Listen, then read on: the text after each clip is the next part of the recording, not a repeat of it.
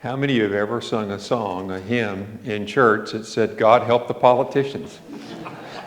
I've said it out loud many times. Yeah, I got it. Did that song come from the Restore Civility stuff, or did you find that other one? Yeah. Exactly. So that song comes from some of the resources from a project that I am a part of, and that many churches and individuals across the country are a part of, and it's an emphasis on restoring civility.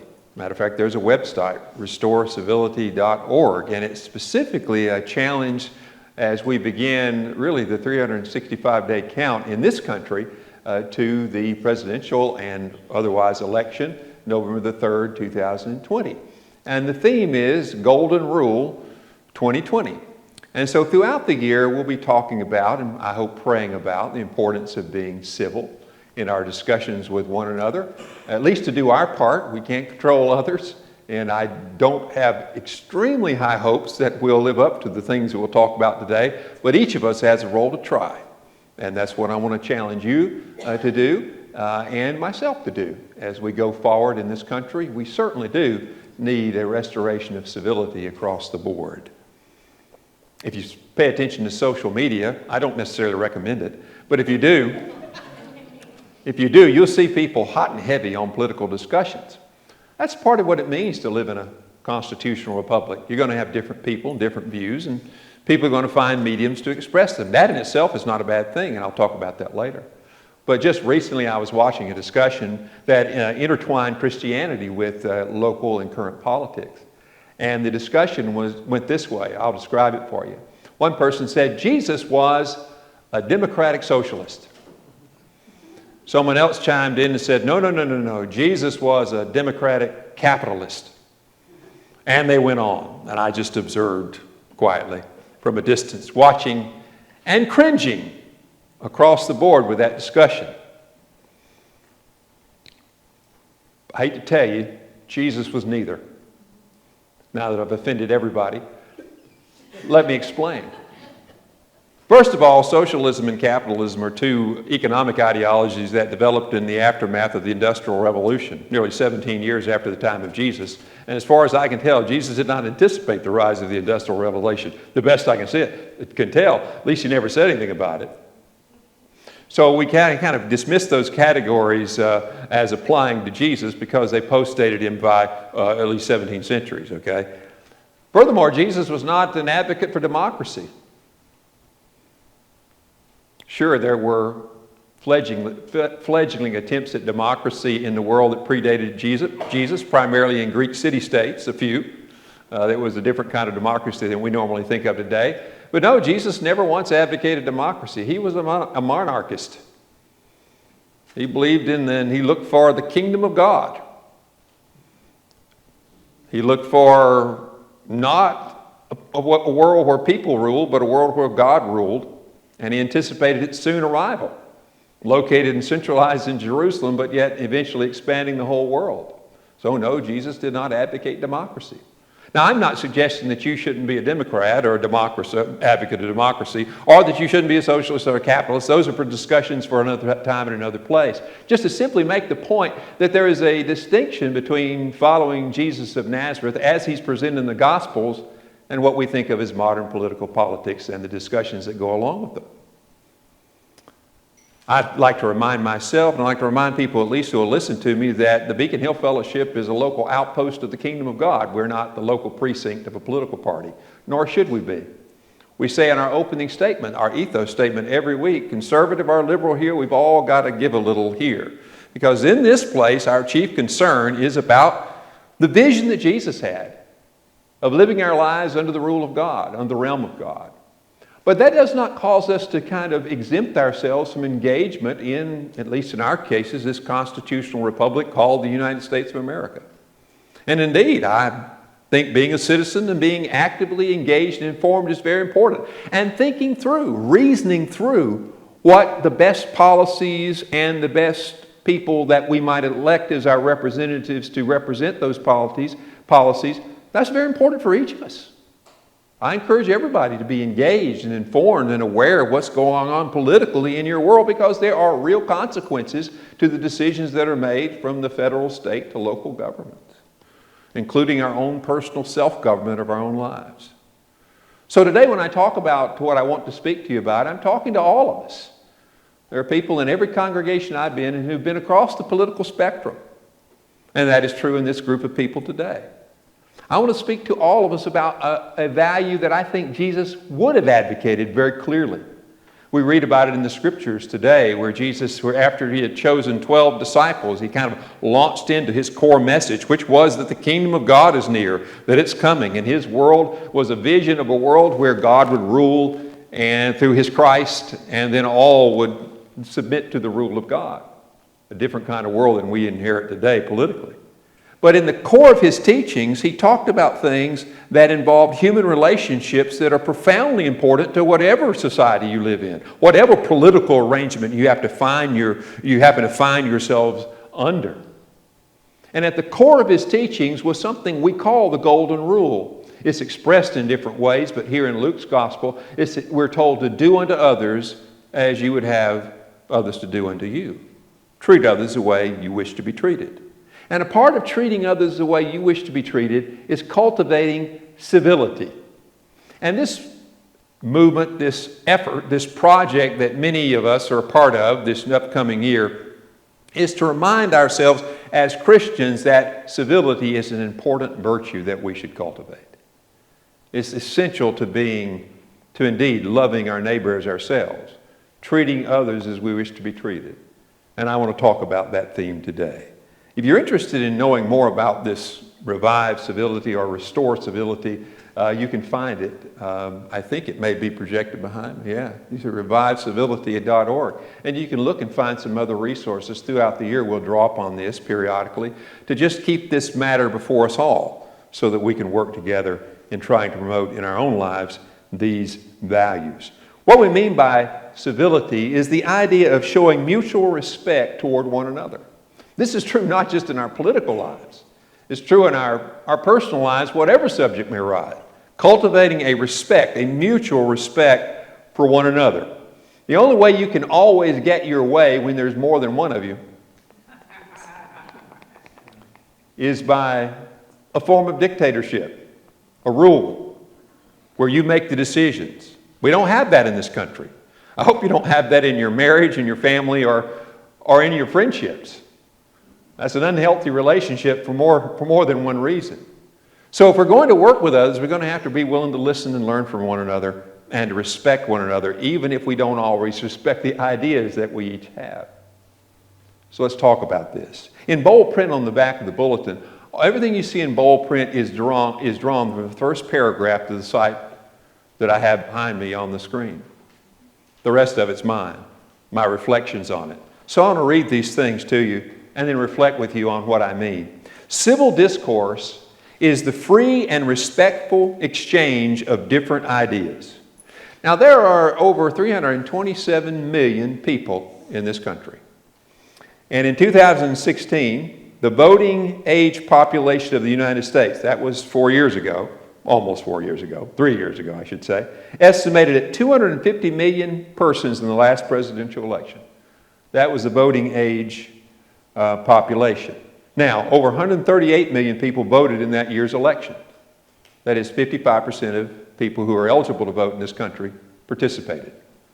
If you're doing the math, I'm from Alabama, so I have to do no, I'm kidding. That's 45% of the people who are eligible to participate in the election chose not to, for whatever reason. 55% did. At least each individual who voted had political ideas about the role of government in American society. Many of them were different. Matter of fact, it's impossible to find a complete agreement when it comes to different perspectives on any subject, much less politics. And so it is important to cultivate honest discussion and debate and to use persuasion rather than coercion to convince more people that your particular ideas are right, good, or correct. So that involves civil discourse. And in a free society like we live in, it is important to be respectful and to cultivate those values. Not only that, it's just good manners to be respectful. Not only that, but civil discourse involves questioning and disputing in ways that respects and affirms all persons, even when critiquing their arguments. Civility does not mean ignoring real differences and is perfectly consistent with passionate debate. I would even say rambunctious debate, robust debate. I mean, if real issues and people's lives are going to be affected good or bad as a result of those issues, we can't just act in a totally dispassionate way about the core values that are at stake.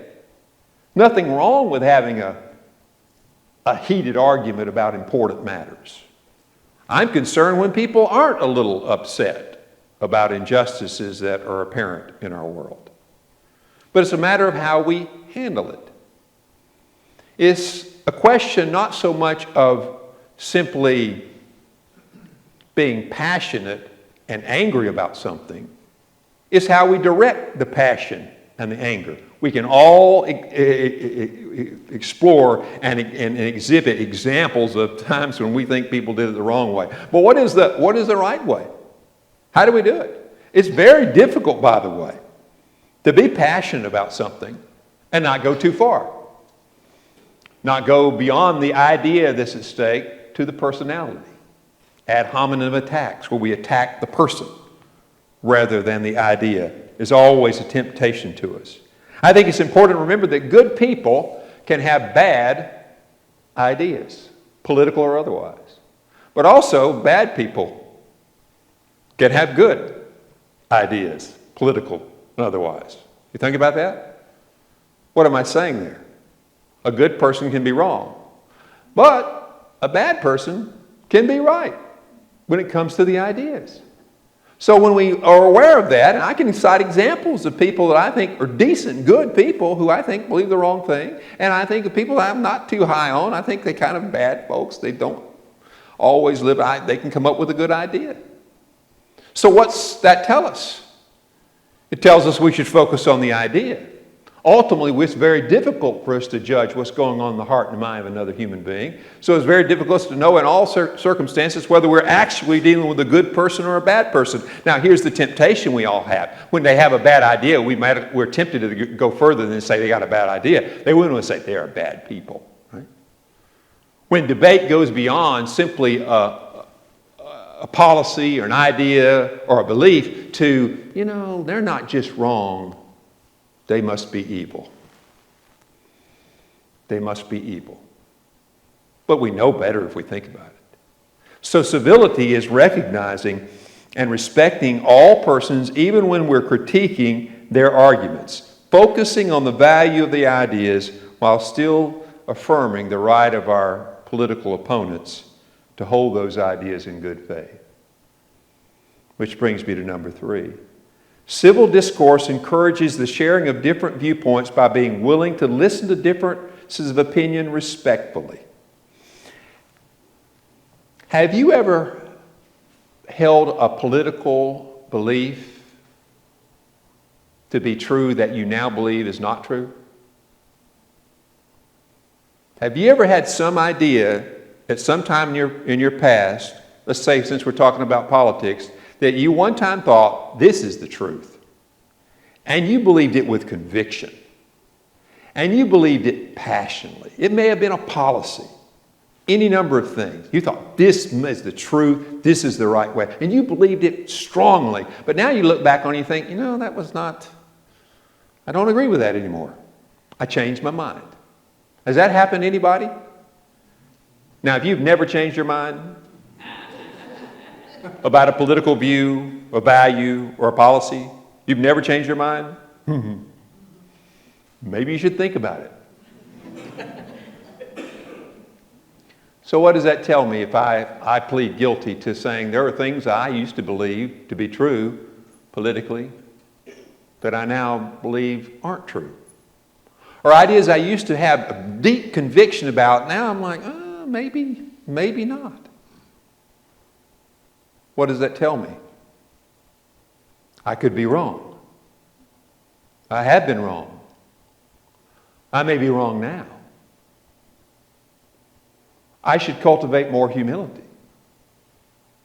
Look, we live in a country, as I've already mentioned, of over 327 million people with a lot of different ideas. And believe it or not, a lot of different political parties, even though our system is dominated by two. There's a lot of ideas floating about how to live in a constitutional republic of 327 million people and growing in a very complex world that continues to grow more complex because of technology at almost exponential speed. Perhaps even faster than our ability to think up new policies to deal with them. That alone should create a little bit of humility in us all. And a willingness to not just speak, but to listen. I like the text from James that we had in our responsive reading, which cites James chapter 1, says we should be swift to hear, slow to speak, and slow to become angry. That's good advice for all of us. Because more often than not, we tend to speak first, never listen, and become angry quickly. Especially about something we're passionate about. And when you're particularly passionate about something, you're very vulnerable. You know, you're very vulnerable to politicians who pander and who demagogue. When you become passionate, when you think this is going to affect me and it's going to hurt me or hurt people I love, you're very prone, you're very vulnerable at that moment for someone to come along and say, "You're right, and I alone can solve your problems." And they begin to demagogue issues. So when you're very passionate about something, hey, well, you don't care, you're dispassionate, yeah, whatever. But when it affects you and you feel like it's affecting people you love and you're heated about it, you're passionate about it, you're very open to manipulation. We human beings are easily stampeded. There's a certain madness in crowds. A mob spirit can take over. It's been studied for some time that people can lose a sense of control when they get around people that they agree with and they all get heated and they get passionate about something, and then the person they disagree with becomes evil. Now some of you are saying, "Yeah, I know all about them. It's that other group." You know, right now we're in danger in this country of people living in two different bubbles. Some it's a blue bubble, some it's a red bubble. They never get out of the bubble. They never even listen to someone from the other bubble because they're convinced the people in their bubble are absolutely correct. And therefore the other people have bad ideas, bad people, and wrong motives at every turn. And that is simply not true. Beware of living in a bubble. Now it's perfectly easy to do that. You can follow the same people on Twitter, the same people on Facebook, or you can try. So some of our family and friends, it's hard to get them off. But you can watch the same television stations. You can read the same blogs online. You can read the same periodicals that come in the mail. You can live in your bubble and never listen to anyone else and never learn a different point of view. At least get information that might cause you to think, "Oh, this issue is a lot more complicated than I thought." But civility means being willing to listen to differences of opinion respectfully and cultivating empathy and self-control, two underrated virtues that will help us in so many different ways. Cultivating empathy, which is the ability to try to see things from other people's perspectives and identify with their concerns, and the self-control not to react or overreact in a moment of heated passion about subjects that are up for debate.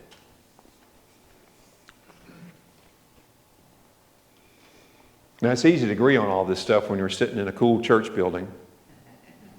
Momentarily, well, I trust, some of you may be looking at your cell phones, momentarily disconnected to the rest of the world. That's the easy part. When we're tempted to go too far or go overboard and become too passionate and too uncivil, maybe when we're watching the nightly cable news station that we like to watch, or reading the newspaper, or watching a political debate, or Thanksgiving dinner with the family. Those are the situations where we're really tested. But I go back to Jesus, who knew what it was like to be in the center of some chaos. He knew what it was like to have religious and political opponents who did not share his vision of an imminent kingdom of God and weren't really looking forward to it, who were willing to kill him to get rid of him. But yet Jesus says the words that I think you can see in his life he applied: do unto others as you would have them do unto you. That is, put yourself in their position and ask yourself the question, how would I wish to be treated if I were advocating this idea or debating this position? Again, if you'll notice, Jesus, he didn't pull any punches when he thought something was wrong. He said so. Some of his words were pretty harsh. I mentioned last week, he could be invited by you over to dinner and he still didn't mind telling you where he thought, well, I think you're wrong about stuff. So it wasn't about that, but it was about recognizing the dignity of all human beings, even the people that you despise the most, and remembering they share a common humanity. It's Golden Rule 2020. And I hope and I pray that each of us will think deeply about this and that we will indeed be engaged, be as informed as possible, listen and learn, and then be prepared to speak and speak up and speak out, but do it in a way that doesn't lose sight of our common humanity. You know, Americans have, we've seen this before. I don't think we're anywhere close to this. There was a point in our history, around 1860, where we stopped talking to one another completely. And we started shooting at one another. The deadliest war the Americans have ever fought. They fought against one another. Over 600,000 people dead. With the repercussions that lasted for decades, if not a century. Somehow, some way, we as followers of Jesus need to model and advocate for a better way. A way that will not solve all our problems and will not bring about the perfect republic. There will not be one. But can move us forward in a way that's better than the current path we're on. Hope you can be a part of it, and I hope I will be too, especially over this next year.